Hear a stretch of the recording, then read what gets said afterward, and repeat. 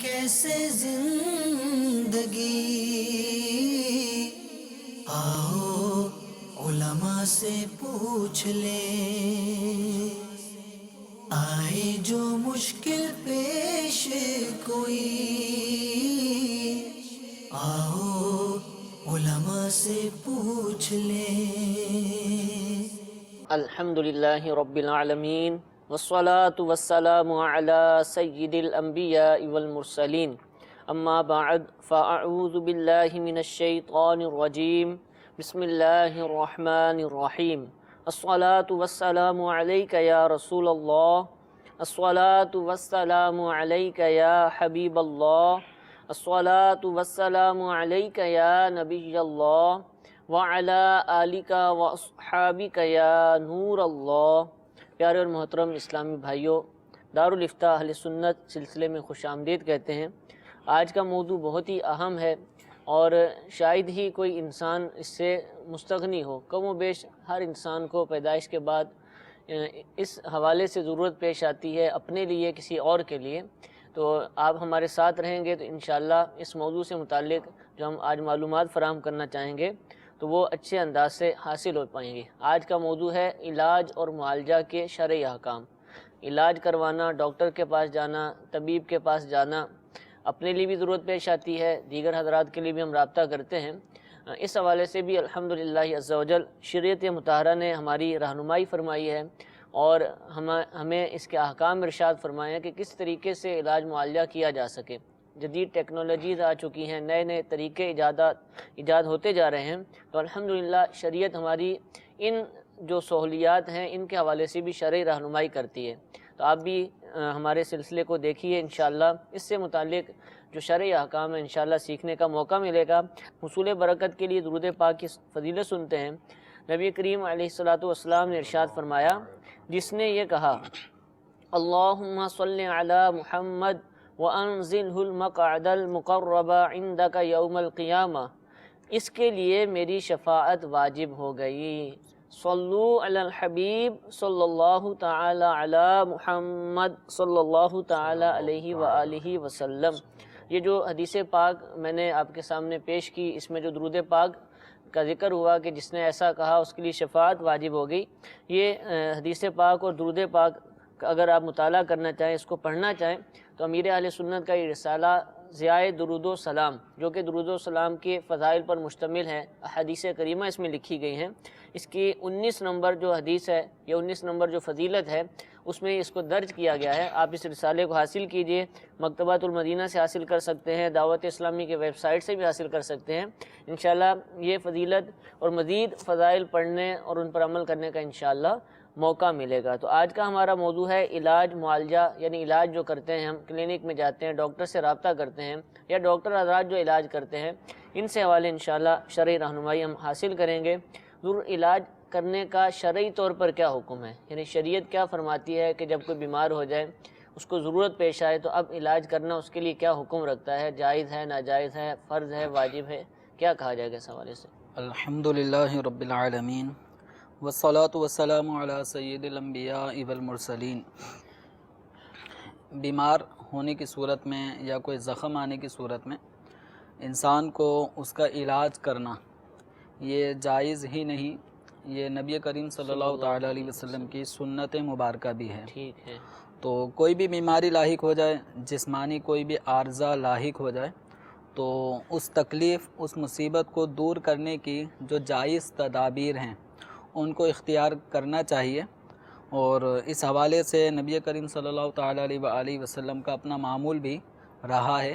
تو اس حوالے سے کتب فقہ کے اندر یہ لکھا ہے کہ علاج کرنا سنت ہے، سنت ہے، واجب نہیں ہے، ٹھیک ہے، فرض نہیں ہے۔ ٹھیک ہے، یعنی اس کو یوں بیان کیا گیا کہ اگر کسی نے علاج نہیں کیا تو علاج نہ کرنے کی وجہ سے وہ گناہ گار نہیں ہوتا۔ صحیح صحیح، یعنی اگر بیماری ہے، بیماری جیسے کھانسی ہے، اگر کھانسی کا پراپر علاج کر لے گا تو 2-1 دن میں یہ کھانسی درست ہو سکتی ہے، ٹھیک ہے، لیکن اگر وہ علاج نہیں کرتا، یہی کھانسی آہستہ آہستہ کر کے ہفتے 10 دن میں جا کے صحیح ہوگی، تو یہ جو لمبا ٹائم پیریڈ بیماری کی حالت میں گزر رہا ہے تو اس کو یہ نہیں کہیں گے کہ آدمی گناہ گار ہو رہا ہے۔ ٹھیک ہے، علاج جو سنت تھا تو اس کی ادائیگی سے بہرحال یہ محروم ہے، تو سنت سے محروم نہیں ہونا چاہیے، جائز طریقہ کار سے علاج کرے اور اپنے جسم کو صحت مند اور توانا رکھے، کہ احادیث مبارکہ میں صحت کو غنیمت جاننے اور اس کی قدر کرنے کی ترغیب دلائی گئی ہے، کہ جس طرح کچھ چیزوں کو ان سے پہلے غنیمت جانا، جیسے جوانی کو بڑھاپے سے پہلے، اسی طریقے سے فراغت کے اوقات کو مصروف ہونے سے پہلے غنیمت جانا جائے، تو ان میں صحت بھی شامل ہے، تو صحت مند کو چاہیے کہ وہ اس کو غنیمت جانے۔ بیماری میں وہ کام، وہ عبادت وہ نہیں کر پائے گا کہ جو حالت صحت میں انسان کر سکتا ہے۔ تو بہت سارے فرائض کی ادائیگی جو تندرست آدمی جس انداز میں کر سکے گا، ضعیف آدمی، بیمار آدمی اس ادائیگی سے محروم ہو جاتا ہے۔ تو اس لیے بہت ساری عبادتیں ایسی ہیں کہ جن سے صحت مند وہ بآسانی ان عبادت کو کرنے میں کامیاب ہو جاتا ہے، بیمار اس سے محروم رہ سکتا ہے۔ تو اس لیے یوں بھی کوئی بیمار ہے تو وہ اس نیت سے بھی اگر علاج کرتا ہے کہ تاکہ میں جلد از جلد صحت مند ہو جاؤں، اور صحت مند ہونے کی صورت میں مجھے جو یہ عبادتوں سے میں محروم ہو رہا تھا بیماری کے باعث، تو جلد از جلد روبہ صحت ہونے کی حالت میں ان عبادت کو کر سکوں۔ جیسے جماعتیں چھٹ رہی تھیں، گھر میں ہی نماز پڑھ رہا تھا، ایسی بیماری تھی جس کے باعث جماعت واجب نہیں تھی، تو اب اس لیے دوا دارو کرے، علاج معالجہ کرے کہ تاکہ میری جماعت کے اندر ناغہ نہ ہو، یہ ناغے ختم ہو جائیں۔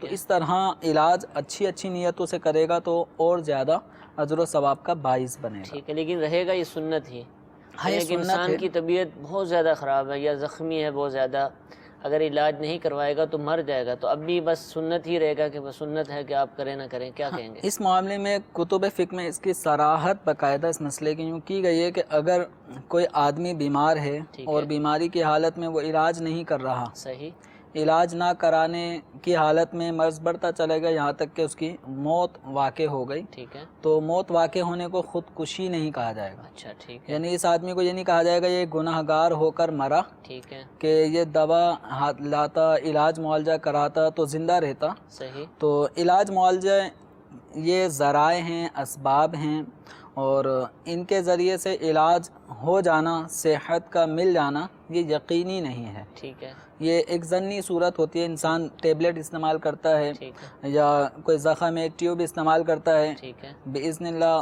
وہ باعث شفا بن سکتی ہے، اور یقین نہیں ہوتا کہ یہ ٹیبلٹ اس کو فائدہ پہنچائے ہی پہنچائے۔ ٹھیک ہے، تو اس کا معاملہ وہ مضطر والا نہیں ہے، یہ باقاعدہ فرق کیا ہے کہ ایک آدمی بھوک کی شدت میں ہے اور اس کے پاس حلال چیز کھانے کو نہیں ہے، ٹھیک ہے، اور حرام اس کے سامنے موجود ہے، اور اس قدر بھوک کی شدت ہے، اور آگے یہ ایسی جگہ پر ہے کہ جہاں سے اپنی منزل تک پہنچنے تک کوئی حلال چیز اس کو کھانے کے لیے بھی میسر نہیں آئے گی، اور حرام شے اس کے سامنے موجود ہے، تو بقدر ضرورت اتنا کھانے کی گنجائش ہے کہ یہ اپنی منزل تک زندہ سلامت پہنچ سکے۔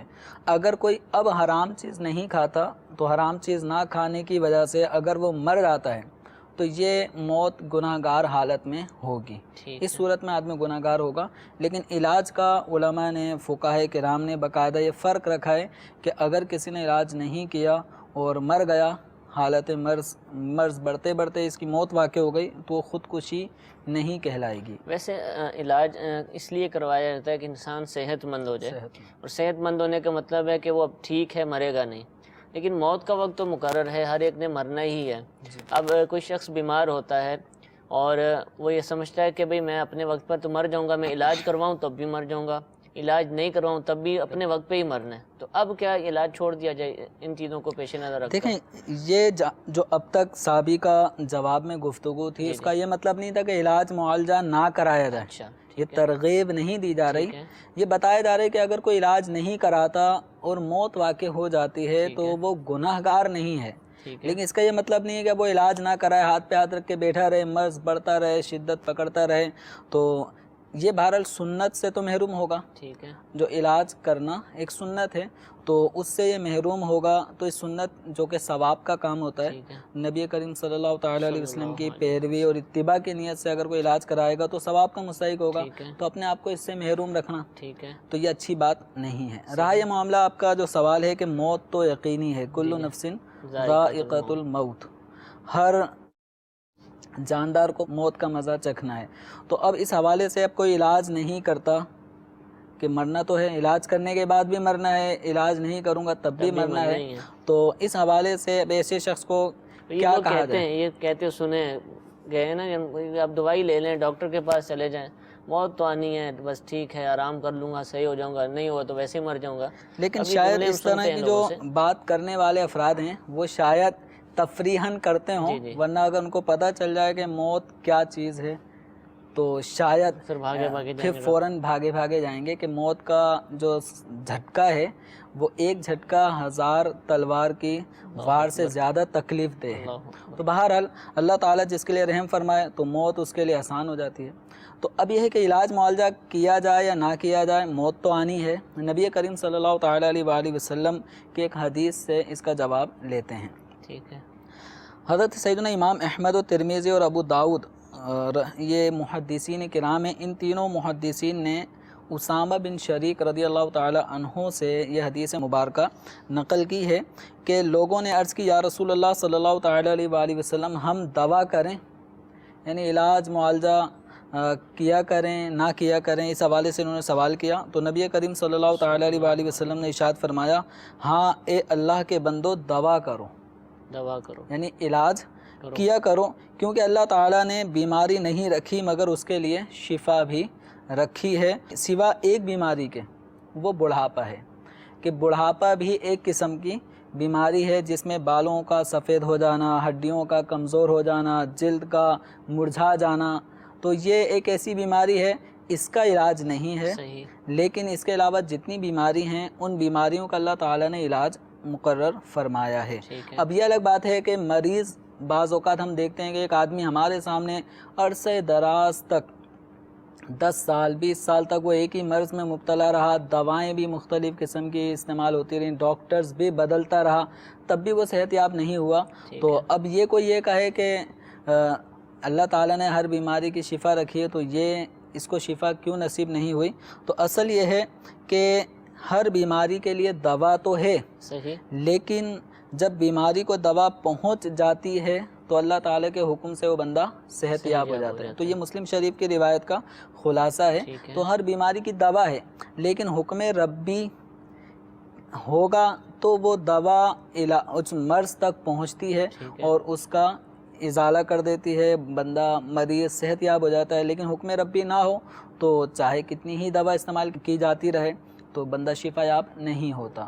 تو علاج کرنا چاہیے، تو علاج معالجہ یہ تقدیر کے ماتحت ہی ہے، ٹھیک ہے، موت اللہ تعالیٰ نے مقرر فرما دی، اس کا جو وقت مقرر ہے نہ اس سے پہلے آئے گی نہ اس کے بعد آنی ہے، یعنی تاخیر یا تقدیم نہیں ہے، جو اللہ تعالیٰ کے علم میں کسی بھی شخص کی موت کا وقت مقرر ہے اس سے آگے پیچھے موت نہیں ہو سکتی۔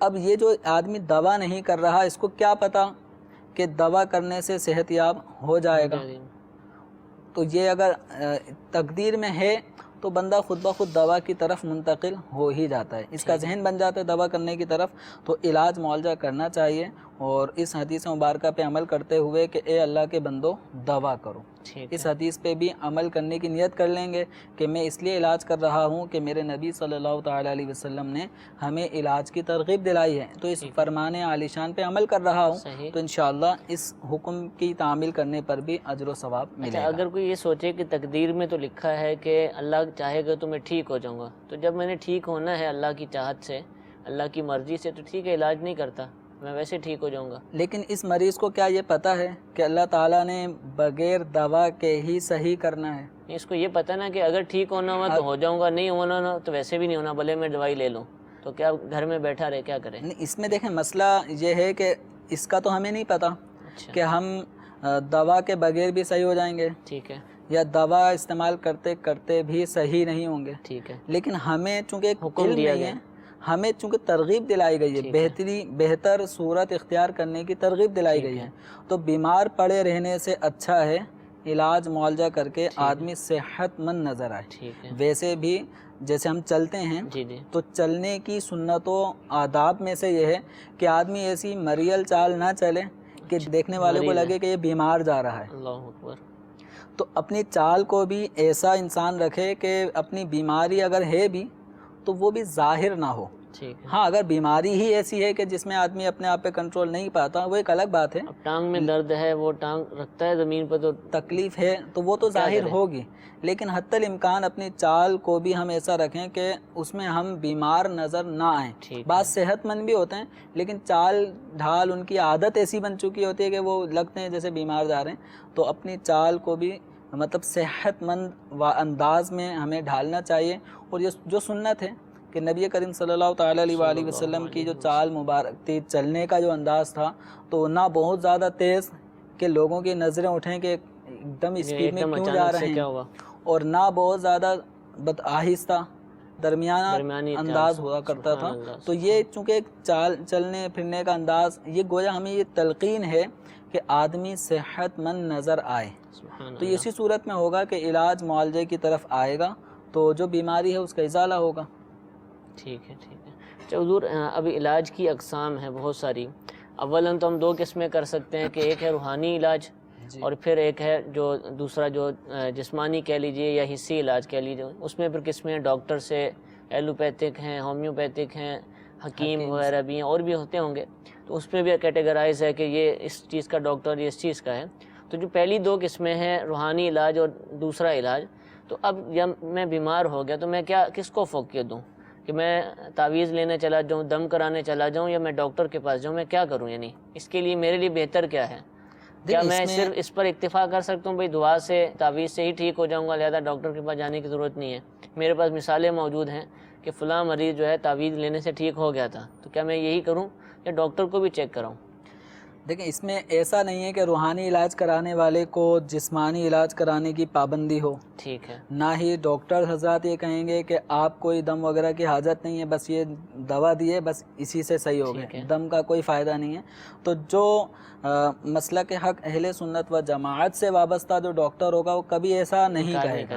کیوں اس لیے نہیں کہے گا؟ کیونکہ اللہ و رسول کے پاکیزہ کلمات ہوتے ہیں تعویذات میں، جو دم کیا جاتا ہے وہ قرآنی آیات، احادیث میں وارد دعائیں، بزرگوں کی زبان سے نکلے ہوئے کچھ پاکیزہ اوراد وہ ہوتے ہیں، وہی پڑھ کے دم کیا جاتا ہے۔ تو علاج معالجہ کی کوئی سی بھی صورت اختیار کی جا سکتی ہے، یہ آپس میں ایک دوسرے کی اپوزٹ نہیں ہے، بلکہ ممکن ہے کہ ہم جو دوا کھا رہے ہوں اس دوا میں بھی فائدہ ہے، ذریعہ ہے ہماری صحت کا، وہ سبب بنے، لیکن مزید ہم نے ایک روحانی علاج کرا لیا، کسی سے دم کرا لیا، تو ہو سکتا ہے کہ اس دوا اور پلس روحانی علاج سے دم کروانے دونوں کا فائدہ مل کے جلد از جلد مریض صحت یاب ہو جائے، تو دونوں کے ایک ساتھ علاج کرانے میں کوئی حرج نہیں ہے۔ البتہ یہ نہ ہو کہ روحانی علاج کرنے والا وہ جسمانی ڈاکٹر کے پاس اگر جا رہا ہے تو روحانی علاج کرنے والا مریض اس پہ ہوٹنگ نہ کرے۔ ٹھیک ہے، تم کہاں جا رہے ہو؟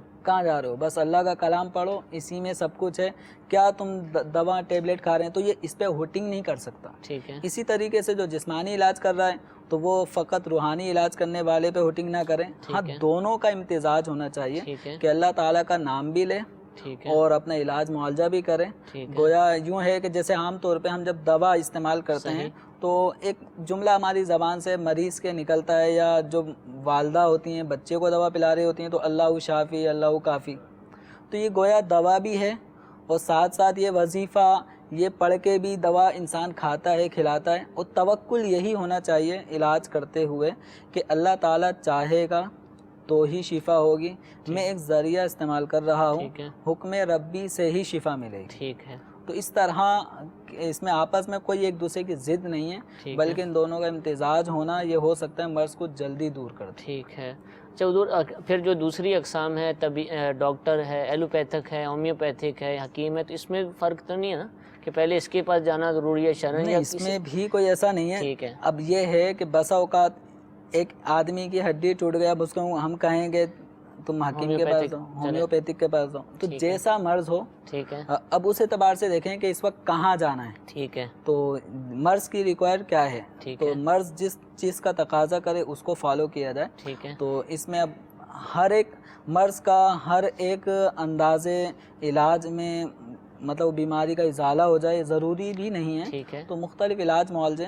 پھر یہ بھی ہے کہ بعض لوگوں کی اپنی طبیعت ہوتی ہے ٹھیک ہے, کہ بعض لوگوں کو ایلوپیتھک علاج وہ موافق نہیں ہوتا, ٹھیک ہے, وہ ہومیوپیتھی کی شروع سے کرتے آئے ہیں, ان کو بھی فائدہ تو دیتا ہے, وہ وہی فائدہ دیتا ہے. کسی کو حکیمی ادویات سے ہی فائدہ ہوتا ہے. ٹھیک ہے, تو اصل ہے علاج کرنا, ٹھیک ہے, وہ چاہے حکیمی دواؤں سے ہو یا ایلوپیتھک یا ہومیوپیتھک, علاج کرنا چاہیے جو سننا. کچھ کالرز ہمارے ساتھ موجود ہیں, ان کی کال ہم اپنے سلسلے میں شامل کرتے ہیں. جی کال سنائیے. میں جواد علی بات کر رہا ہوں یونان. میں نے منت مانگی تھی کہ میں کام لگوں گا تو میں مسجد کو رنگ کراؤں گا. میں جب کام لگا تو مسجد میں رنگ کی ضرورت نہیں ہے, کیا میں اب اپنے پیسے سے اس کا شریک بارے میں یہ معلوم کرنا. جی عرض کرتے ہیں. ایک اور کال سنائیے. میرا نام محمد شفقت. اصلا میں یہی پوچھنا چاہتا ہوں, کیا فجر کی جماعت کھڑی ہو اس کے بعد آدمی سنتے پڑھ سکتا ہے؟ جی منت مانی تھی کہ اگر یہ کام ہو گیا تو مسجد میں رنگ کرواؤں گا, تو اب کیا پورا کریں گے کہ مسجد میں تو رنگ ہوا پڑا ہے؟ دیکھیں مسجد میں رنگ کروانا یعنی جو کام یہ اپنے اوپر انہوں نے لازم کیا ہے, اس طرح کا کام یہ واجب نہیں ہے. منت میں اپنے اوپر ایسا کوئی کام لازم کرنا, اس سے منت شرعی بنتی ہے کہ جس جیسا کام شریعت مطہرہ نے کسی شخص پر مکلف پر واجب کیا ہو یا فرض کیا ہو, تو در و دیوار پہ رنگ کرنا, مسجد میں کلر کرنا, تو یہ واجبات میں سے نہیں ہے. لہذا انہوں نے جو منت مانی ہے کہ اگر میرا فلاں کام ہو جائے گا تو میں مسجد میں کلر کرواؤں گا, ٹھیک ہے, تو یہ منت ان کے اوپر اس کی ادائیگی واجب نہیں ہے. لیکن چونکہ ایک نیک کام کی انہوں نے نیت کی ہے, مسجد کے اندر رنگ روگن ہونے سے مسجد ایک نکھر کے سامنے آتی ہے, اور بہت ساری چیزیں کلر نہ ہونے کی وجہ سے جو مسجد میں ایک رونق میں کمی دکھتی ہے, تو کلر ہونے سے وہ رونق بحال ہو جاتی ہے. تو اب یہ کہ ان کی نیت جو ہے نا مسجد کے کلر کے حوالے سے وہ اچھی نیت ہے. اب مسجد میں اگر کلر ہو چکا ہے تو ان کے علاقے میں اگر اور مساجد ہیں تو ان مساجد کے اندر اگر ضرورت ہے کلر کی تو وہ کروا دیں. اگر ان کے رینج میں جو مساجد آ رہی ہیں ان میں سب میں حاجت نہیں ہے تو مسجد کو کلر کے علاوہ اور بہت سارے کاموں کی ضرورت پڑتی ہے. کہیں ہو سکتا ہے پنکھے خراب ہوں, پنکھوں کی حاجت ہو, یا اسے سردی کا موسم ہے کارپیٹ بچھانے کی حاجت ہو, دریوں صفوں کی حاجت ہو, تو جو مسجد کی ضروریات ہیں وہ معلوم کر کے اس میں بھی یہ پیسہ اپنا دے سکتے ہیں. یہ اس لیے کہا جا رہا ہے کیونکہ مسجد میں کلر کرنا یہ واجب نہیں ہے. ٹھیک ہے, تو اس کی منت اگر کوئی مانے گا تو وہ منت میں واجب ان کے اوپر کلر کروانا نہیں ہوگا. ٹھیک ہے, زیادہ سے زیادہ جائز اور مستحب بہتر رہے گا. لیکن جب ضرورت نہیں ہے تو اب کلر پہ کلر کروانا یہ کہیں اسراف کے زمرے میں نہ آ جائے, ورنہ جس نے پچھلا کلر کروایا ہے کہیں وہ ناراض ہو کے نہ بیٹھ جائے کہ ابھی کلر خراب بھی نہیں ہوا دوسرا کلر کروا دیا. تو اس لیے یہ کسی اور مد میں اپنے اس رقم کو صرف کر سکتے ہیں. ٹھیک ہے, فجر کی جماعت کھڑی ہو گئی مسجد میں اور یہ تشریف لے کر آئے, سنتیں پڑھنا چاہتے ہیں, سنت قبلیہ آپ پڑھ سکتے ہیں؟ فجر کے فرض اگر جماعت کھڑی ہو چکی ہے, امام کے سلام پھیرنے سے پہلے اگر نمازی کو اس بات کا یقین ہے, ظن غالب ہے کہ میں سنتیں ادا کر کے جماعت میں شامل ہو جاؤں گا, تو اس کے لیے حکم یہ ہے کہ وہ پہلے فجر کی سنتیں ادا کرے اور اس کے بعد جماعت میں شامل ہو. اور اگر یہ اندیشہ ہے کہ سنتیں پڑھنے کی صورت میں امام صاحب سلام پھیر دیں گے تو اب اسی صورت میں سنتیں ابھی نہ پڑھیں, یہ جماعت میں شامل ہو جائے. جب سورج نکل آئے, فجر کا وقت ختم ہو جائے گا, اس کے بعد 20 منٹ گزریں گے, مکروہ وقت بھی ختم ہو جائے گا, تو اب یہ 2 سنتیں ادا کر سکتے ہیں. بہتر ہے کہ 2 سنتیں اس وقت پڑھ لیں, اور اگر کسی نے اس وقت نہیں پڑھی 2 سنتیں تو گناہ نہیں ہے. ٹھیک ہے, میسیجز بھی ہمارے پاس موجود ہیں اور بہت سارے مختلف موضوعات پر سوالات ہیں. ایک سوال ہمارے موضوع سے متعلق کیا گیا کہ اگر عورت کے پیٹ میں زخم ہو تو کیا وہ ڈاکٹر کو چیک اپ کروا سکتی ہے؟ اس کا کیا طریقہ کار ہے؟ اس میں یہ ہے کہ عورت کو چاہیے کہ کسی معالج عورت ہی کی تلاش کرے, اور جو اس کے مرض کو صحیح کر سکتی ہے, علاج کر سکتی ہے, تو لیڈی ڈاکٹر کا ہی انتخاب کریں. تو وہ اس کا علاج کریں، کیونکہ عورت کے لیے دوسری عورت کا پیٹ دیکھنا یہ جائز ہے، ناف سے اوپر وہ کا جسم کا حصہ دیکھنا جائز ہے، صحیح، تو ان کے لیے اس میں بے پردگی نہیں ہوگی۔ البتہ کوئی عورت جس علاقے میں یہ ہیں وہاں کوئی لیڈی ڈاکٹر نہیں ہے، مرد ہی علاج کرے گا، ٹھیک ہے، اور زخم وہ دکھانے کی اب ضرورت پڑ رہی ہے تاکہ اس کے مطابق دوا وغیرہ استعمال کی جائے، تو مرد ڈاکٹر سے علاج کروایا جا سکتا ہے، ٹھیک ہے، لیکن اس میں بھی اس چیز کی احتیاط ہے کہ جتنا زخم کا حصہ ہے اتنا ہی حصہ، جتنی حاجت ہے اتنا حصہ ظاہر کیا جائے، ٹھیک ہے، اس ضرورت سے زیادہ حصہ ظاہر نہ کرے۔ ٹھیک ہے۔ سوال یہ پوچھا گیا میسیج کے ذریعے کہ کسی کی دعا سے زندگی زیادہ ہو سکتی ہے، کہ کسی کے کام آتے ہیں تو آگے سے وہ زندگی بڑھنے کی دعا دیتا ہے، تو کیا اس سے زندگی بڑھتی ہیں کہ یہ دعا ویسے یہ فضول ہے؟ یہ بعض دعائیں جو ہے نا وہ عمر میں، یعنی جو تقدیر معلق جو ہوتی ہے، بعض اللہ والوں کی دعائیں جو ہے نا وہ تقدیر معلق میں تبدیلی لا سکتی ہیں۔ جو لوح محفوظ میں تحریر ہوتی ہے تو اللہ والوں کی دعاؤں سے وہ تحریر مٹا دی جاتی ہے، لیکن یہ جو ہے نا کہ کسی کی موت جو اللہ تعالیٰ کے علم میں ہے اس میں تبدیلی نہیں آ سکتی۔ ہاں، لوح محفوظ میں اگر کسی کی موت کا ذکر آ گیا ہے، تحریر آ گئی، تو کسی کی دعا سے وہ تحریر مٹائی جا سکتی ہے۔ کوئی صدقہ کر دیا، صدقہ کرنے سے بھی عمر میں اضافہ ہو جاتا ہے۔ صلہ رحمی کرنا، آپس میں بہن بھائیوں سے، اپنے رشتہ داروں سے صلہ رحمی کرنا، تو یہ بھی رزق میں برکت اور عمر میں اضافے کا سبب ہے۔ ٹھیک ہے، لیکن یہ عمر میں اضافہ ہونا یہ اور اللہ تبارک و تعالیٰ کے علم میں کسی کی موت کا جو وقت ہے، ان دونوں میں فرق ہے، کہ جو اللہ تعالیٰ کے علم میں ہے کہ اس نے اس دن اتنے بج کے اتنے منٹ پہ اس کی موت واقع ہونی ہے، تو اس کو نہیں بدلا جا سکتا، جس کو تقدیر مبرم کہا جاتا ہے۔ ٹھیک ہے، تو تقدیر مبرم جو ہے نا اس میں تبدیلی نہیں ہوتی۔ یہ قضاء معلق، تقدیر معلق جو ہوتی ہے اس میں تبدیلی دعاؤں کے ذریعے، صدقات و خیرات کے ذریعے ہو سکتی ہے۔ یہ بہار شریعت کا جو پہلا حصہ ہے اس میں قضاء کا جو بیان ہے، قضاء کی 3 اقسام ذکر کی گئی ہیں، قضاء مبرم، شبیب مبرم اور قضاء معلق، تو اس کے اندر یہ چیزیں پڑھی جا سکتی ہیں۔ قضاء معنی تقدیر، ٹھیک ہے، اس سے متعلق وہاں معلومات جی لی جا سکتی ہیں۔ سمجھ نہ آئے تو علماء سے رابطہ کیجیے۔ ہمارے اس حوالے سے سلسلے بھی موجود ہیں جو کہ آپ دعوت اسلامی کی ویب سائٹ سے حاصل کر سکتے ہیں۔ فرض علوم کورس کے اندر بھی الحمدللہ تقدیر سے متعلق ہمارا بیان ہوا تھا، وہ بھی آپ دعوت اسلامی کے ویب سائٹ سے حاصل کر سکتے ہیں۔ جامعۃ المدینہ کے طلبہ کرام بھی ہمارے ساتھ موجود ہوتے ہیں سلسلے میں، ان سے بھی انشاءاللہ ہم سوال لیں گے۔ جی، سوال فرمائیے۔ السلام علیکم ورحمۃ اللہ وبرکاتہ۔ وعلیکم السلام ورحمۃ اللہ وبرکاتہ۔ میرا مفتی صاحب کی بارگاہ میں سوال ہے کہ زخم پر پٹی بندھی ہو تو وضو کس طرح کیا جائے؟ جی حضور، زخم پر پٹی بندی ہو تو علاج سے متعلق سوال تو نہیں، لیکن تھوڑا تھوڑا بیمار سے متعلق سوال کہہ سکتے ہیں۔ زخم آئے دن آتے رہتے ہیں، پٹی بندی ہوتی ہے، تو اس میں یہ ہوتا ہے کہ بعض زخم ایسے ہوتے ہیں کہ جن کو پانی لگنا وہ مضر ہوتا ہے۔ مضر معنی تکلیف بھی ہوتی ہے، اور مرض جو ہے نا وہ زخم دیر سے صحیح ہوگا، یعنی پانی لگتا رہے گا، زخم دیر سے صحیح ہوگا، وہ افیکٹ کرتا ہے اس پر۔ تو اس میں یہ ہے کہ اگر پانی سے بچایا جائے گا تو جیسے مثال کے طور پہ کوئی زخم 3 دن میں صحیح ہو جائے پانی سے بچانے کی صورت میں، اور مسلسل وضو میں پانی بہاتے رہیں تو 1 ہفتہ 2 ہفتے لگ جائیں گے اس زخم کے لیے، تو شریعت مطہرہ نے ہماری آسانی کے لیے یہ رعایت ہمیں عطا فرمائی ہے کہ ایسے موقع پر اگر اس زخم کو ہم پانی نہ لگائیں تو اس کی گنجائش ہے وضو یا غسل میں۔ تو اگر کسی نے پٹی باندھی ہوئی ہے، اب اس میں یہ ہے کہ اگر وہ پانی ضرر کرتا ہے، نقصان پہنچاتا ہے زخم کو، تو پٹی جو بندھی ہوئی ہے اس پٹی کے اوپر گیلا وہ ہاتھ پھیر سکتا ہے، ٹھیک ہے، زخم والے حصے پہ پھیر سکتا ہے۔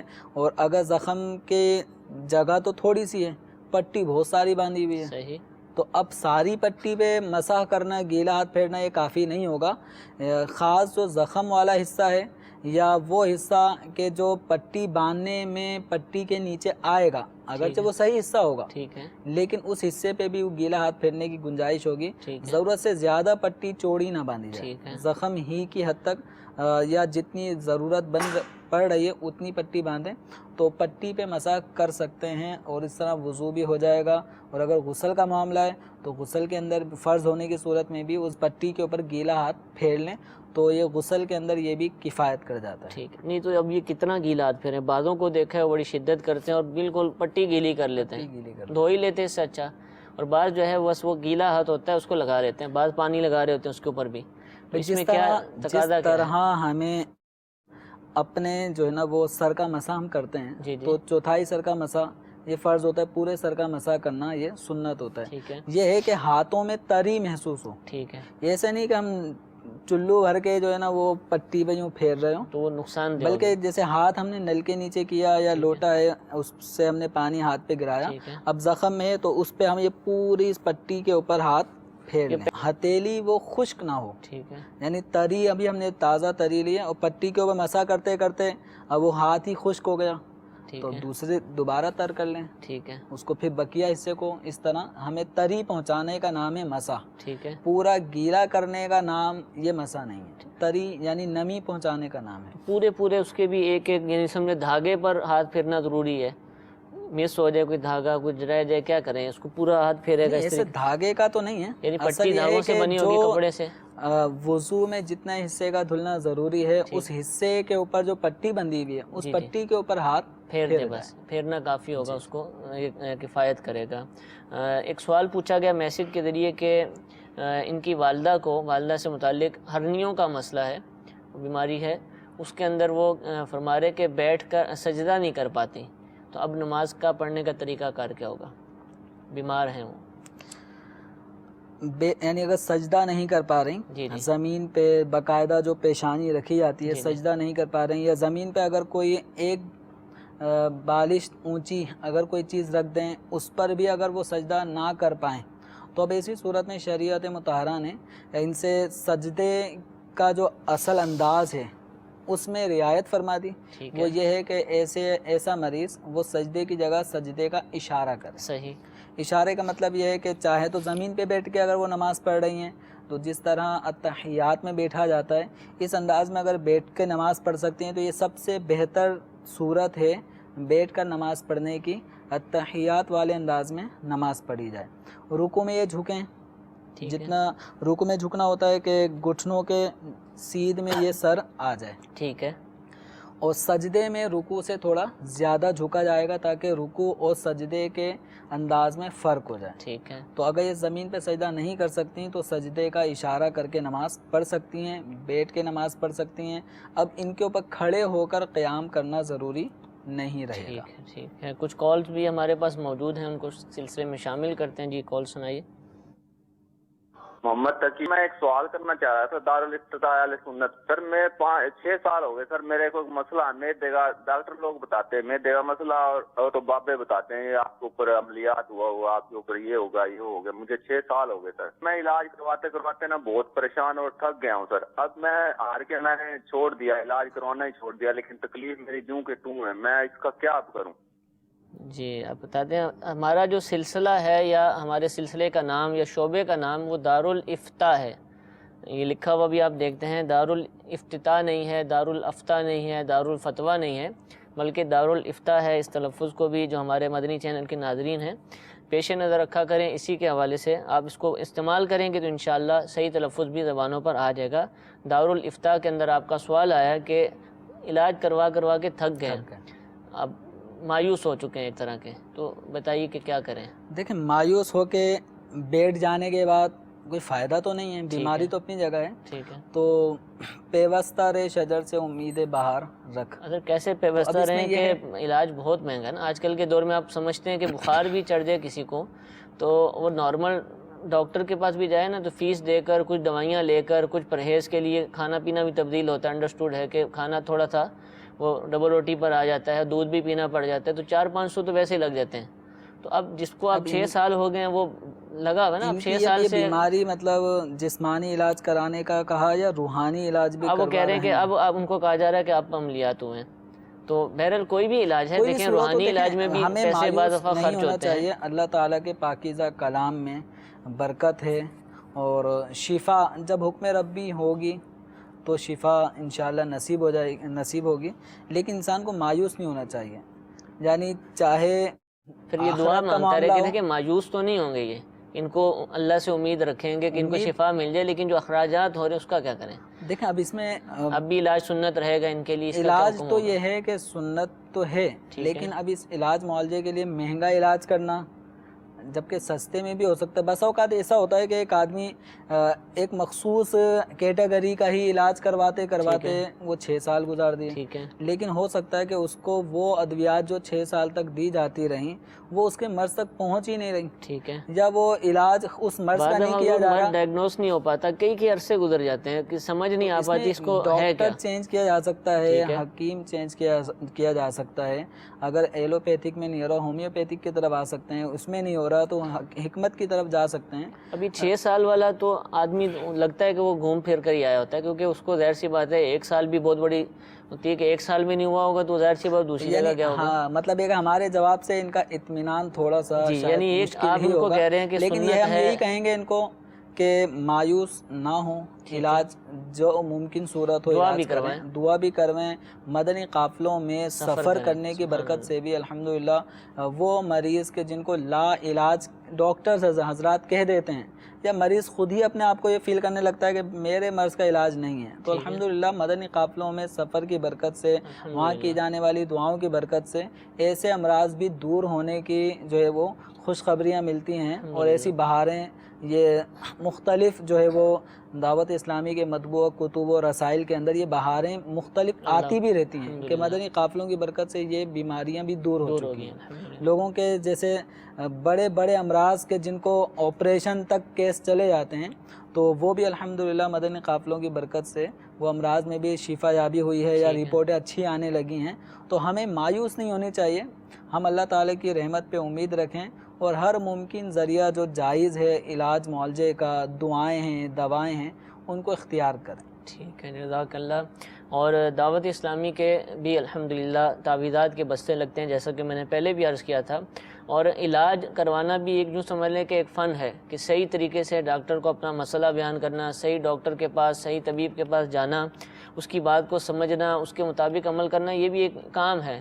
اکثر ہماری بیماریوں میں طوالت جو ہے یہ صحیح طریقہ علاج کو نہ اپنانے کی وجہ سے ہوتی ہے. تو ان چیزوں کو بھی سیکھنا چاہیے. مدنی کلینک جو مدنی چینل کا سلسلہ ہے اس میں الحمدللہ اسی طرح کی طریقہ کار بتائے جاتے ہیں، پرہیز بتائے جاتے ہیں، علاج سے متعلق جو بنیادی باتیں ہوتی ہیں. ضروری نہیں کہ وہاں اس کلینک والے سلسلے میں آپ کو علاج بھی بتا دیا جائے، لیکن رہنمائی ضرور الحمدللہ حاصل ہو جاتی ہے. تو اس سلسلے کو بھی دیکھتے رہیے.